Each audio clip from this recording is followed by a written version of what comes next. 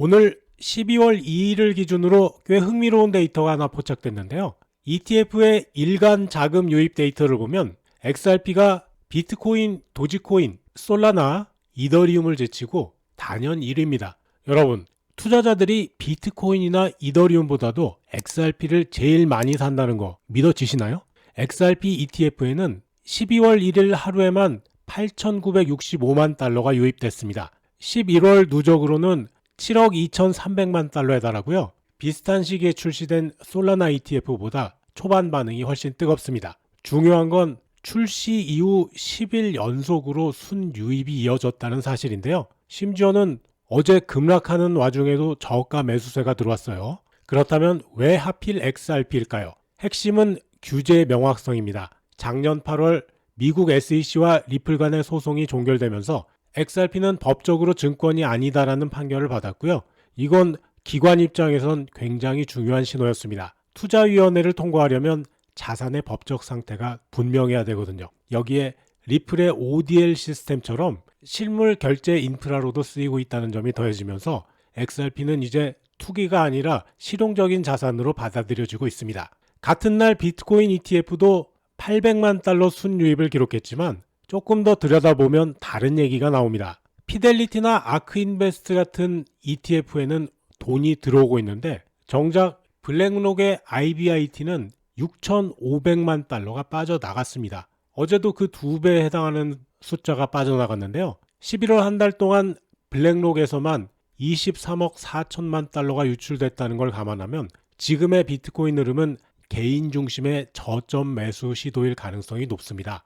최근 블랙록은 지금 비트코인의 움직임이 정상적인 변동성이라고 해명했지만 숫자가 말해주는 건 다릅니다. 비트코인이 10월 고점 대비 30% 이상 하락한 지금 대형 기관들은 아직 본격적인 복귀를 하지 않은 겁니다. 당분간은 머니마켓 펀드나 단기 국채 같은 안정적인 자산에 머물 확률이 높죠. 현재 단기 금리가 약 4.5% 수준인데 굳이 위험 자산으로 서둘러 들어올 필요는 없잖아요. 한편 XRP ETF 내에서도 운용사 간 경쟁이 치열해지고 있습니다. 11월 13일에 가장 먼저 상장한 카나리 캐피탈이 초반 우위를 점하면서 순자산 3억 4,900만 달러로 1위를 유지하고 있는데요. 그로부터 불과 2주 후에 출시된 가장 마지막 거 프랭클린 템플턴의 XRP-G로 자금이 이동하는 상황이 발생하고 있습니다. XRP-G는 지난 12월 1일 하루 유입액이 2,800만 달러로 전체 XRP ETF 중에서 두 번째로 많았습니다. 순자산은 아직 1억 1,300만 달러 수준이지만 유입 속도만 보면 이미 1위 자리를 위협하고 있죠. 왜 그럴까요? 바로 수수료 때문입니다. 프랭클린 템플턴은 수수료가 0.19%로 카나리 캐피탈의 0.5%, 그레이스케일의 0.35%, 비트와이즈의 0.34%에 비해서 월등하게 낮은 수준입니다. 그리고 글로벌 운용자산 기준으로도 상위권인 운용사죠. 기관 자금이라는 건 결국 브랜드 신뢰와 비용 효율로 움직입니다. 이미 비트코인과 이더리움 ETF 시장에서 대형 운용사가 저보수 전략으로 시장을 장악한 전례가 있어서 XRP ETF 시장도 비슷한 방향으로 가겠죠. 여기에 또 하나 중요한 변화가 있습니다. 초대형 운용사 뱅가드의 참여인데요. 바로 오늘이죠. 12월 2일부터 뱅가드는 자사 플랫폼에서 비트코인, 이더리움, XRP, 솔라나 ETF의 거래를 허용하기 시작했습니다. 그동안 암호화폐가 투기적이라는 이유로 외면했던 이 기업이 180도 태도를 바꾼 건데요. 뱅가드는 발행사가 아니라 중개 플랫폼으로 참여해서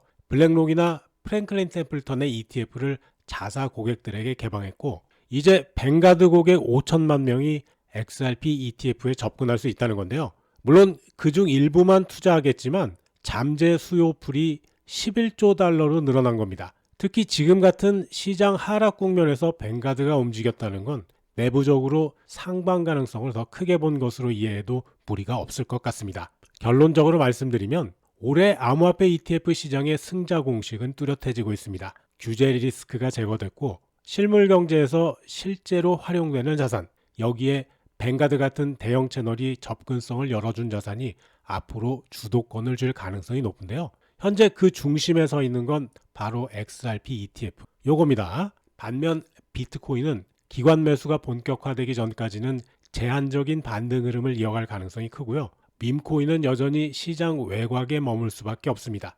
ETF의 자금 흐름만 봐도 시장이 어떤 자산을 원하는지 그리고 어떤 기준으로 필터링하고 있는지가 분명히 드러납니다. 이제는 모든 게 오른다는 시장이 아니라 규제 준수와 명확한 사용성을 가진 자산만 살아남는 구조로 완전히 넘어갔습니다. 이 흐름은 앞으로도 더 뚜렷해질 거라고 봅니다. 녹화된 영상이다 보니까 실시간으로 알려드리기는 어려운 부분이 있습니다. 테마 종목이 궁금하시거나 갖고 계신 종목들 언제 어떻게 대응해야 될지 잘 모르시겠다면 제가 거의 소통방에 연결되어 있으니까요. 들어오셔서 1대1로 물어보시면 되겠습니다. 영상 준비하고 녹음하는 시간 아니라면 웬만하면 답변 드립니다. 지금 오전부터 대응했던 오르카 벌써 36% 상승하고 있는데요. 너보스도 마찬가지고요. 레이디움도 잘 오르고 있습니다. 지금 소통방에서 이런 종목들로 수익 많이 올리고 계신데요. 아직 저희 소통방에 가입 안 하신 분들은 영상 하단에 수익남과 함께 부자되기 링크가 있습니다. 링크 누르면 나오는 이 양식에서